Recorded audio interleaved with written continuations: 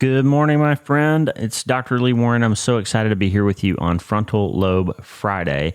And we have a flashback episode for you. I'm going to give you back an incredible episode about resilience and suffering and a new way to shift your perspective that we did a couple of months ago for the purpose of finishing season 10 on a note where your mind is focused on where I want you to be. We're going to have a final episode of season 10 tomorrow for Self-Brain Surgery Saturday. It'll be recorded on video and audio.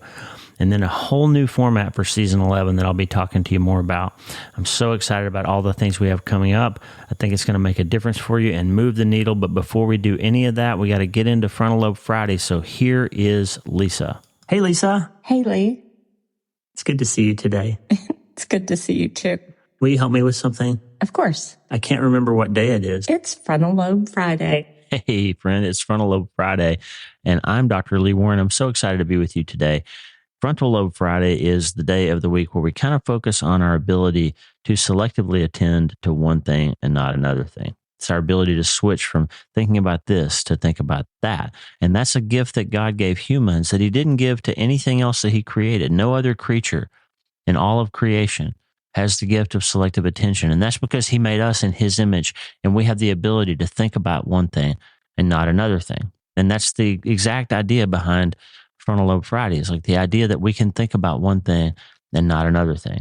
And when you do that, you're taking command of processes that your creator put in place so that you can do self-brain surgery. You can literally use your mind to make structural changes in your brain, to make your brain better. And as we've talked about many times before, the Bible says that if you're saved, if you have a relationship with Jesus, that you've been transformed, you have a new mind, and you have the mind of Christ. The problem is we often live as if our memories and feelings and experiences and labels and stories and other people have given us a mind that we can't change. And even though we have the mind of Christ, we're living like we don't. And so part of my mission here is to help you move the needle where you live closer to how your brain and your mind are designed to function so that you can break free of the chains and limits that are holding you back, stories, labels, past experiences, traumas, tragedies, and massive things, and give you the hope that you really can change your mind and you really can change your life. That's what Frontal Lobe Friday is all about. I'm so grateful that you're here today. I have incredible news to share with you today. We're going to get into that in just a minute. I'm going to address one letter that I got from a listener, and we're going to talk one more time just a little bit about perspective and perception and how those two things are related, but they're different, and how important it is to be able to shift from one to the other. But before we do any of that today, my friend, here on Frontal Lobe Friday, I have a question for you. Hey, are you ready to change your life?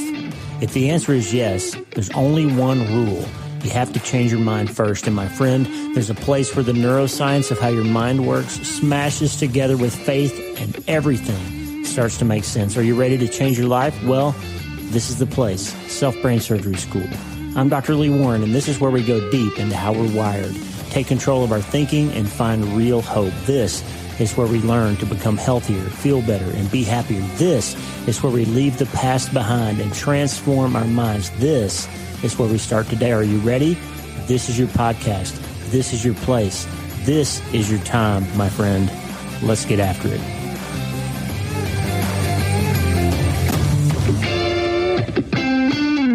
All right, you ready to get after it? And here we go. It's Frontal Lobe Friday, my friend, and we are going to change our minds about one thing today. A woman named Becky wrote in about how much she enjoys the podcast. She heard us first on Joni Table Talk, and she was journaling as she listened to the podcast, and she heard me talk about the 4 different type of trauma responses that I described in my book, Hope is the First Dose. And in Hope is the First Dose, of course, we talked about these 4 different patterns that I saw as I observed people with glioblastoma and families going through difficult things and people who had lost loved ones. And then even in our family, after we lost Mitch, I noticed that there's kind of 4 patterns that people tend to fall into. And one of them is what we call crashers, these people that would have seemed like they had a pretty solid faith, and then something bad happens and their faith just sort of plummets. They don't know what they believe. They get really mad at God, or they give up on him altogether and they just plummet.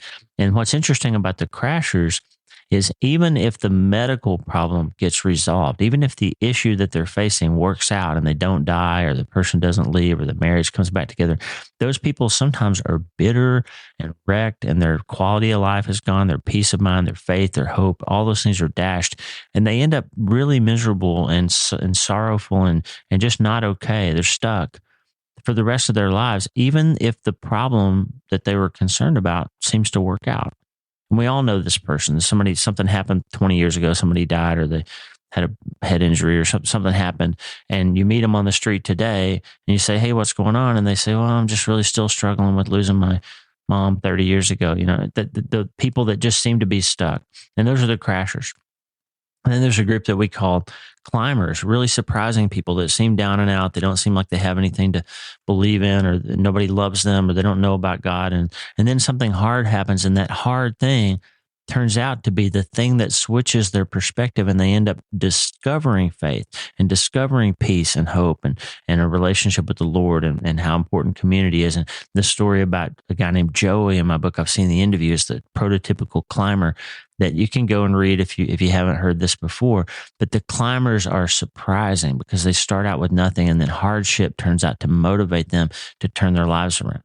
Joey told me during the year that he was dying from his glioblastoma that he had met the Lord and fallen in love and reconnected with his family. And he ended up telling me that his best year of his entire life was the last year of his life while he was dying, and he knew he was dying. So it's a surprising contrast between crashers and climbers. And then most of us are what we call dippers. They're people that have things pretty solid. We know what we believe. We have a faith, and then something hard happens. And for a while, we're confused and we're sort of wrecked and we're not sure where we are. But we land on something solid. We went through that prehab process. We have our hearts and minds full of scriptural promises and knowledge of who we are. We've got a good community of people around us, and we find our ability to plant our feet on something solid so we don't crash all the way down. And we can climb back up to, even if it's a new and sort of redefined type of hope or happiness, we find our way back again to a life that still has meaning and purpose, and we don't get wiped out by the circumstances of our lives. Then there's the fourth category, and I called them untouchables in the book, and Hope is the First Dose. And these are the people that seem like nothing that happens ever destroys their faith. Nothing ever really stumbles them. Nothing really ever trips them up. They seem to be able to kind of manage through whatever happens and hold on to their faith and hold on to their hope and never seem to manage to be wiped out by anything that happens. And unfortunately, when I called them untouchables, this lady, Becky, wrote in, and she said that she had journaled through that part. And she said, I don't agree with the title untouchable. I consider it to be closer to unwavering, because those of us who remain steadfast are not untouched. In fact, we're deeply touched and broken in our trauma, but it's your faithfulness, O Lord, that keeps us from stumbling. So the idea is that I think the misperception here is Becky thinks that I meant to say that untouchables don't hurt and that they don't cry and that they're not affected. And that's not at all what I meant to say. In fact, if you read Hope is the First Dose, I think you'll see that. But the idea is that this is how those people are perceived from the outside. If we look at what those people go through, it looks like they hold up a lot better than anybody else does. But that's not to say that life doesn't hurt them, that they're not injured or wounded. And this is an interesting thing that we have to discuss that I wanted to bring up here on Frontal Lobe Friday. And that's the idea that you can be devastatingly hurt and solid in your faith and still filled with indescribable joy and hope, and maybe even a type of happiness at the same time. And that's what faith will do for you. That's the difference between a person who has an understanding of how science works and how the neuroscience of how your brain can create sort of feelings that are better, different ways of thinking and patterns of behavior that will help you overcome trauma and tragedy and all that. You can use a science-based approach, a sort of a brain-up approach, and you can actually learn how to process trauma and handle things pretty well.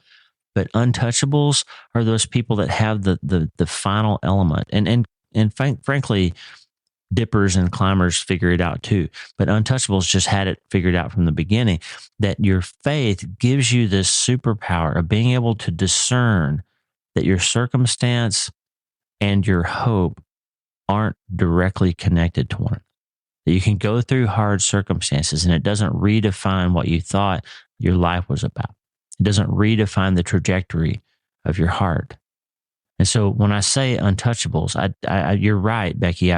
Maybe unwavering, unshatterables would have been a way to look at that. But what I mean to say is not that they're not touched or hurt by their trauma, but they don't waver. They don't crumble.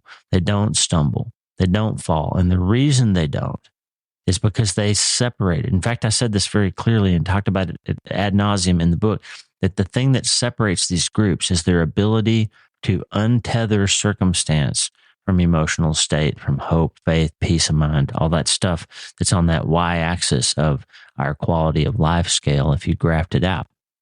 And so I want you to understand that the difference between a crasher and a climber and a dipper and an untouchable ultimately comes down to how tightly tethered circumstance is from our emotional life, quality of life, peace, mind, faith, hope, all that stuff. That makes sense? So it's a perspective shift. We've been talking this week all about perception and perspective. Now, if you look up the definitions for perspective and perception, it almost seems a little opposite of how I'm using it, because perspective has to do with the way that you're looking at something at a particular time, right? Perception is the things that you're sensing, the things that you're feeling, the things that are out there in the environment that are bringing in. But I want you to understand when I'm trying to parse out here is that perception is an in the moment type of thing that happens based on the filters and history and past and relationships and mindset and genetics and everything else that you have. The way that you perceive the things around you is tied up in all that stuff. And perspective is the particular way that you're looking at things in this moment. And the thing about perspective is you can shift it. If you can mentally break in your mind that I'm seeing what I'm seeing here with the left side of my brain, I'm focusing on an object or a thing, or I'm turning this into a two-dimensional situation. And I want to rather shift that. I want to turn my perspective a little bit. If you ever watched golf, I don't know if you've ever watched golf on television, but yesterday Tata's a big golf fan, and we were watching the Masters tournament. And you can watch these golfers when they get the ball up on the green and they're trying to figure out how to hit a putt. They walk around the hole a long time. They look at that putt from multiple angles. They stand over the ball. They stand behind the ball. They walk around and look at it from behind the cup. They look at it from the right side and the left side. They get off the green and look at it. They change perspectives multiple times before they decide which way that they're going to hit that putt. Why do they do that? Because adding multiple perspectives rounds out your thought process. It rounds out your ability to perceive what's happening. And it changes your perception because it's not just like, holy cow, that's a really long putt. I'll never be able to make that. I missed the last time I tried to hit a putt like this. Look at that green. It's horribly sloped. And when I hit this ball, it's going to roll off into the pond. And look at the 5 guys before me hit their ball in the pond. That's what's going to happen to me.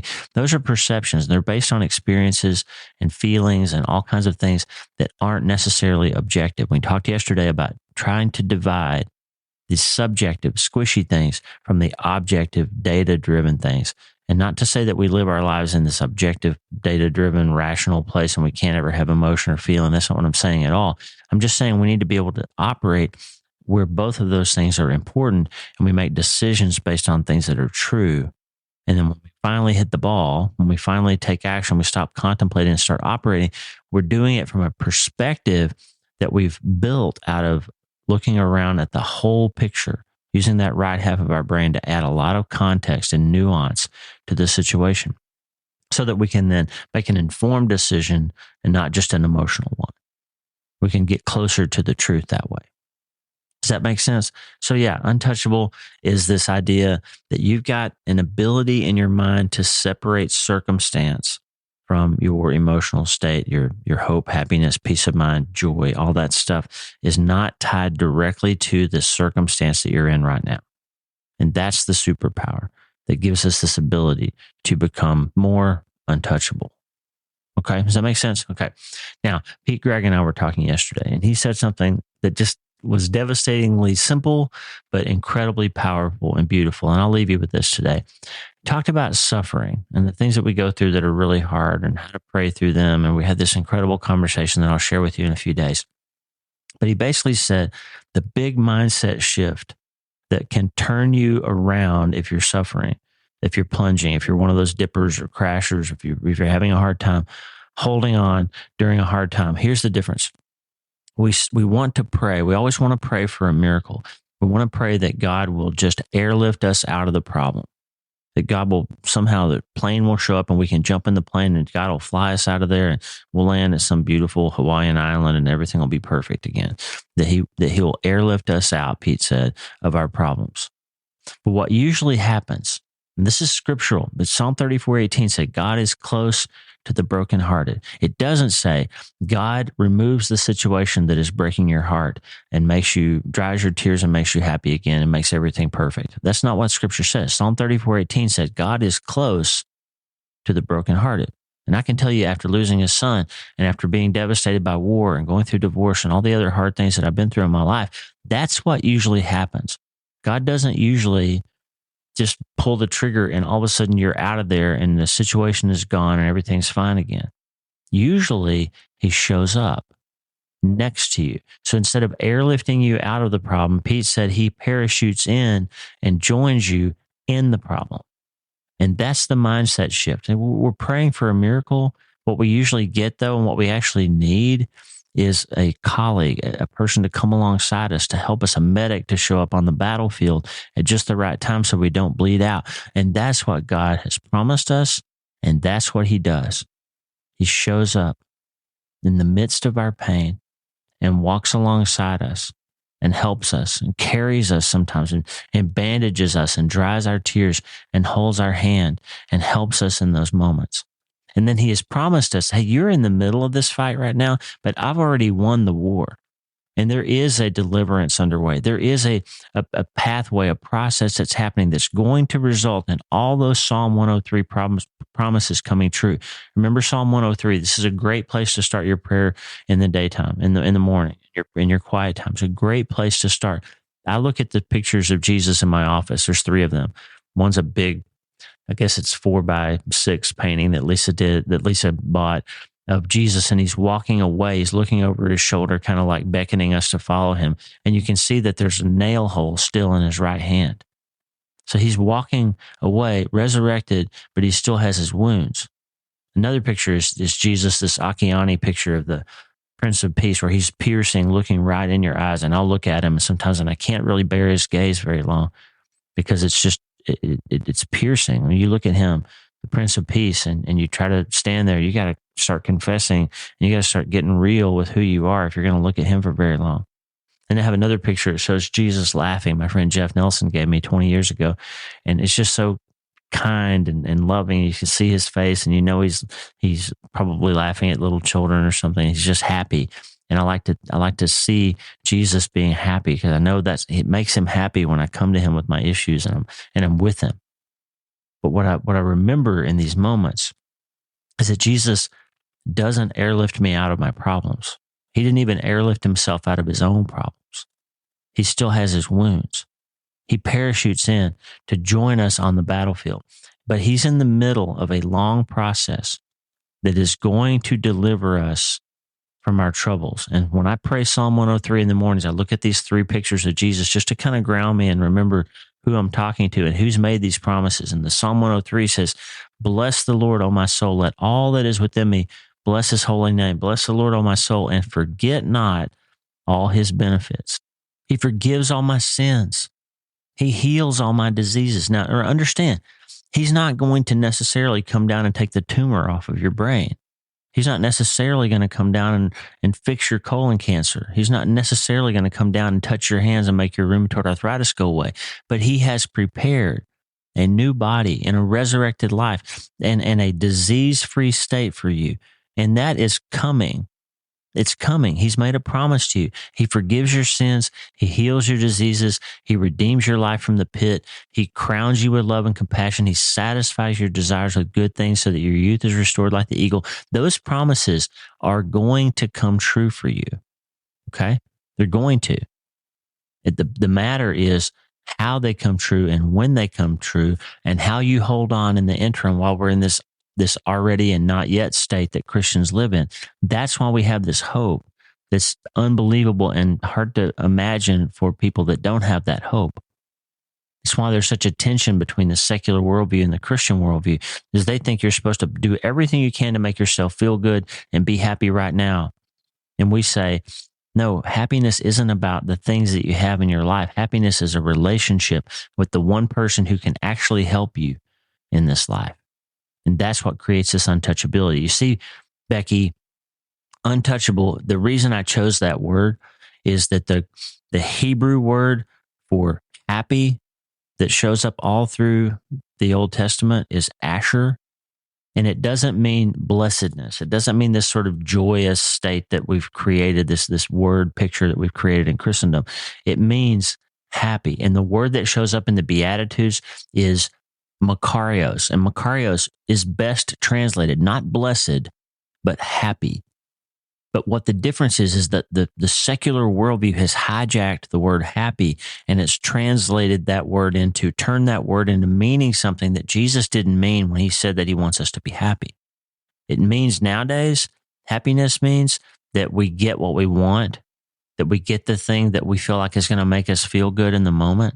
And that's what happiness means, that everything works out for us, that our circumstances are good and all that. But you can look around the world and you can see that people that pursue material things and sexual pleasure and immediate release of dopamine and all that, they don't turn out to be very happy for very long. Why? Because if you pin your hopes on something that you could lose or that can decay or be taken from you over time, or on another person that might die or change their mind about you, or on money that might change or become less valuable because of inflation, or somebody might steal it from you, or you might lose it in a bad investment. If you pin your hopes on something temporal, transient, temporary, you can find your hope dashed when the things you think you knew turn out not to be true anymore. And that's not what Jesus means at all in the Beatitudes when he said, blessed are those, that actually should be translated, happy are those, because makarios means happy. But what happiness really means in God's economy is this inability to be touched or phased or destroyed by circumstance, because you've got your hopes pinned on something that can't be taken from you. That's this happiness that Christians have. That this ability to have our eyes up on the hills, and we know where our help is coming from. We know that there's a parachute opening above us, and the guy who can actually help us is about to land next to us, because the Lord is close to the brokenhearted. That's the perspective shift that's going to change you from being trapped in your perceptions and only able to look at this problem or this issue one way, being able to change your position a little bit and look at it a different way and know how you're going to hit that putt and be confident that it's going to go in the hole. Okay? That's what I wanted to give you today. This little perspective shift, this final episode about perception and perspective. And it's all about how you use your frontal lobe. But how you use your frontal lobe was given to you by your great physician, creator, who put that frontal lobe in place so that you could use your mind to direct its ability to shift your perception and shift your perspective, and not be trapped in this pure two-dimensional left side, and not be trapped in this ethereal, context, nuance-driven right side, but to integrate them in your corpus callosum so that you can actually tie two halves of your brain together so that you can make a good decision, you can shift your perspective when you need to, and you can find your way to being able to think this and not that, and recognize that you have help even in the midst of your troubles, and you have victory that's already been guaranteed. And that's how you can have hope and peace, and yes, even happiness in the midst of your troubles, my friend. That's what perspective and perception does. You shift out of the trap of perception into the freedom of perspective. And you do that with your frontal lobe. And the good news is you can start today.